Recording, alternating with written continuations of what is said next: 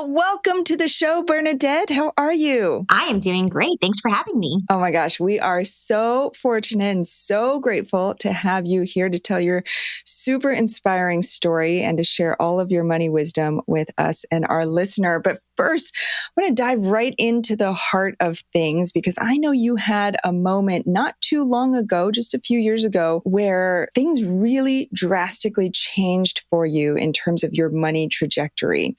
And I believe you were crying on the floor of your office and you felt like you were being crushed below this burden of this debt that you had.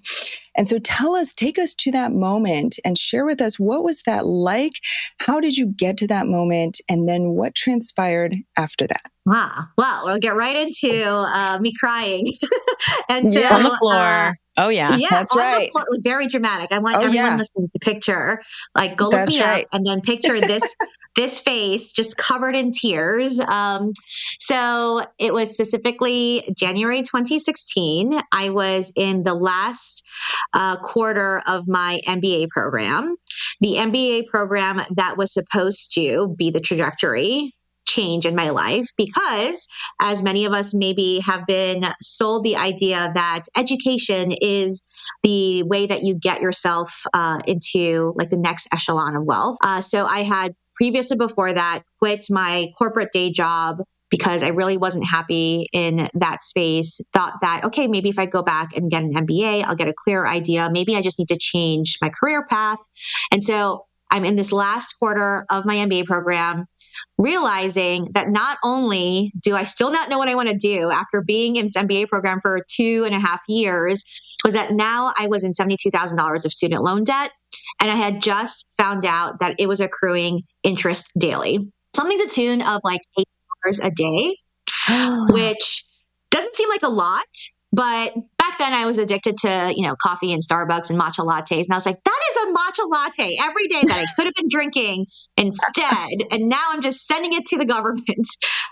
So the $8 wasn't what made me cry on the floor. It was the fact that I had the $72,000 accruing at what felt like a very hard pace to keep up with, knowing that I did not have a full-time job lined up coming out of the MBA program. So imagine you went from making good money and having a stable career, even if you didn't like it, to now having $72,000 of student loans, having 2 mortgages, which is a whole other story, and no plan for sustainable income in the near future. And that was when I realized, wow, I have just been following someone else's recipe for success, and it does not feel like that for me.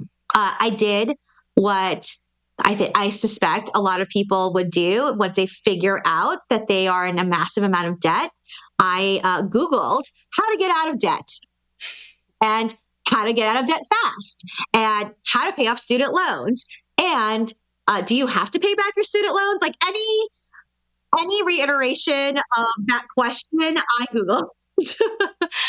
What I did find was a lot of ads for some of the name brands in personal finance that you might know now. So like the Dave Ramsey and the Susie Orman and the Tony Robbins and kind of all those people. And so I didn't know what else to do. So I just started listening to those things, listening to podcasts like this, watching videos on YouTube. And what I found was that some of the advice was helpful and some of it was not.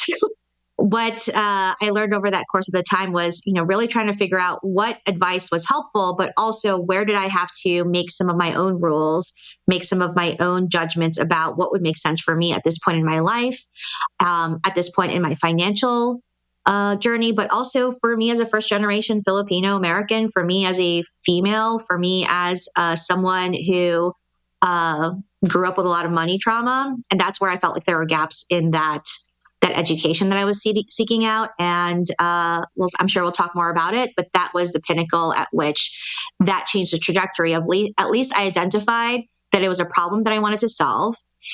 The solutions that were out there were not necessarily custom made for me.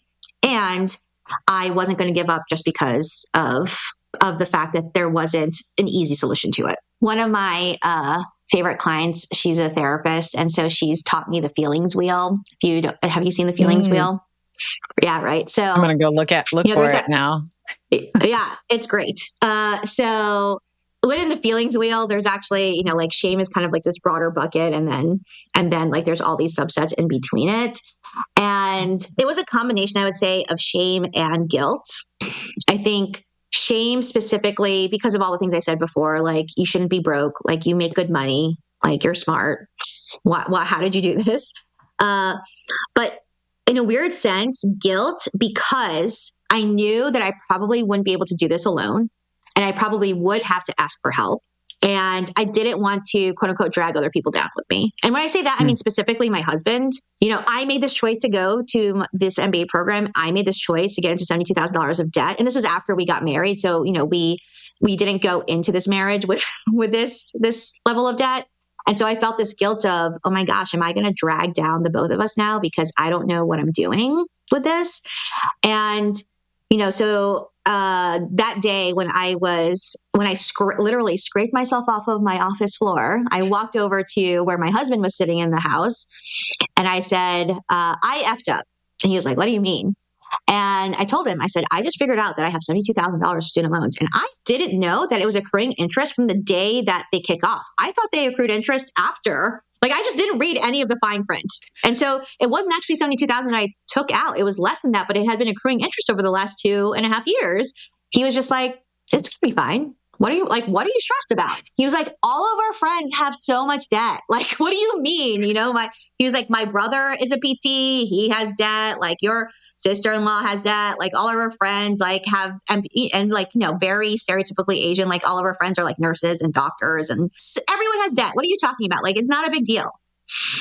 And that's when it struck me that I said to him, I was like, well, I don't want to be like everybody else because everyone else I know who's our age right now is really stressed out. And, I know some friends, and at the time I was in my early 30s, I was like, some of my friends have been carrying their undergrad debt since undergrad. It's been a decade, And so the idea of carrying this weight, like this albatross around my neck for a decade, I was just like, oh, heck no. Mm-hmm. Heck no.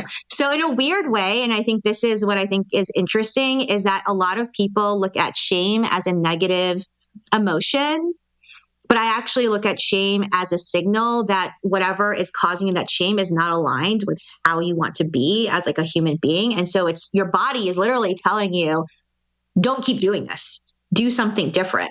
I would love to say, oh, then like that day, I was just like, yeah, let's go and do stuff. No, I like wallowed for a couple more weeks. And then I got busy and got to work of how I'm going to pay this off. And what was interesting is that same external pressure that I felt to look successful, I flipped that to creating kind of external pressure. At the time, I wasn't like self-motivated enough to be able to do this on my own. So what I did was that I started posting. I did the opposite of what most people would think. And my father was furious, actually, at the time that I was doing this. You'd think that as like a 30-something-year-old woman, you'd be like, I don't care what my dad thinks. No, I still cared what my dad thought. And I was posting sticky notes, like Post-it notes with my student loan amount. And anytime I made a payment to it, even if it was a couple of dollars, I would take that one down off my refrigerator and put another one up. And it was like very motivating for me to see that number going down little by little. And then I was taking these Post-it notes and posting it onto Instagram, just saying, hey, y'all, nobody cares, but I got all the student loans and I'm really depressed about it. And so I'm just going to pay it off little by little. Like, please wish me luck. And what I did not at all anticipate, which has now evolved into this 8-year journey in personal finance, is all of those people that I thought were going to have something to say about loans that I've created for myself were the same people who are reaching out to me in DMs and saying, oh my gosh, I have so much debt too. How are you doing this? I have no one else to talk to about it. Can you share with me? Can we go out for cups of coffee? Can you like give me some tips? And that was what predicated what is now Crush Your Money Goals. I just got chills all over my body. Yeah, I'm not surprised at all. I think everybody hides these kind of like money secrets in our closets of things we've mismanaged, and because we're supposed to know all of this stuff and nobody knows it. Nobody is taught any of this stuff. Your book, Crush Your Money Goals. Oh, I hope that people can see this on screen. Shoot. There we go. There it is. Crush Your Money Goals, which is I must say, it's a fantastic read. I don't know how you packed so much into this book, but it's still so relatable.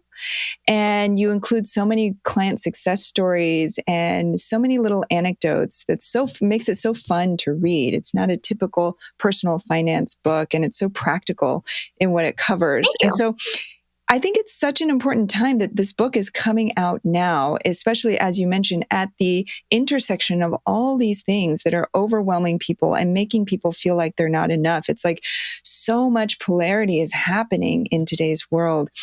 And so just for the listener, give us a little bit and tell us actually what CRUSH stands for the listener who might not be familiar with your CRUSH framework, and give us a quick overview of who this book is for and what you're hoping to help people with through this book. Thank you for the kind words on it, because I literally just wrapped up the audiobook recording, and nothing like reading your own words for like 15 hours straight to make you rethink Humbling everything experience. ever done.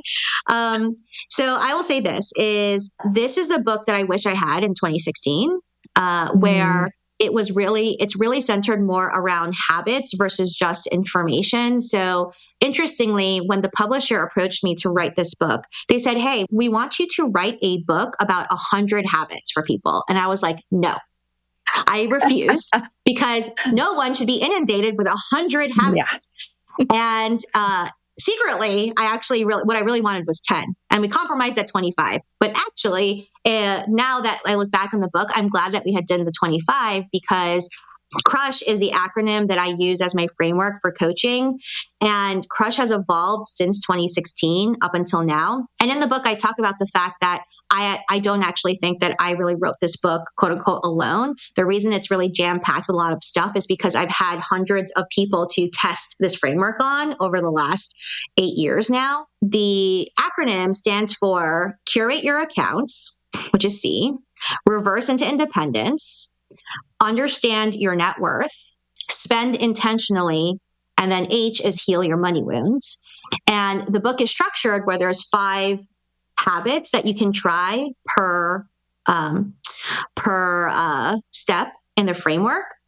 And my goal for people is if ideally, if you picked up this book, and by the way, it's $18. And so I tell people, if you want to learn everything that ever happened to me the last 8 years that would help you become debt-free or a millionaire or both, this is the cheapest way you're going to be able to do it, right? So $18 to get 25 possible solutions to what you feel like is a gap in your where you want to be financially. And what I am really proud of about this book is, as you mentioned, I have all these anecdotes of people, not just myself. There's all of these people, and I talk about it. Like the youngest person who contributed to this book was in their 20s, and the oldest person was 72. And all of these people showed that all of these different steps work for everyone, but how you apply them personally will be unique to you. And my goal for you, if you were to read this book, is that you would read the whole book in entirety at least one time, but then you go back in and you pick one habit at a time that you implement until you feel like it's become a part of your routine. And this is a book that I hope could sit on your nightstand for the next few years, not just I read it once and that was a great read. It's read it once, go back, have a journal with it, because we have what we call rich reflections in it, where you can actually journal about how your habits are going. And so this book was meant to basically be me in book form that could sit alongside you for the next couple of years. So Bernadette, last question for you is, I know that our listeners are going to want to get in touch with you, learn more about you. They're probably going to offer you a cup of coffee, but hopefully they'll go grab your book instead. So tell people how they can follow up with you and where they can get a copy of your book. Absolutely. So I am so grateful to both of you for this platform. I love talking to other women who care about money and life. So thank you for doing this. If you are interested in learning about me, my book, or any of the programs that we have, it's at crushyourmoneygoals.com. And if you go to crushyourmoneygoals.com/free guide, we are offering like tons of free resources that you can use to kickstart your journey. And if you decide to pre-order the book, and you can find the book on Amazon or anywhere that you buy books, it's coming out December 10th. But we are doing some special event for people who buy the book, including some free workshops and some fun challenges. And so I would love to see as many of you out there crushing your money goals with us coming in the new year. Amazing. And December 10th, what a great time to launch the book right before the holidays. This would make a great holiday gift, and to, go through the book before the end of the year so that you can start this next year off right. All right. Well, Bernadette Joy, speaker, thought leader, author, podcaster, and founder of Crush Your Money Goals. Bernadette, thank you so much for being here with us and our listeners today. Thank you so much for having me. This was so much fun.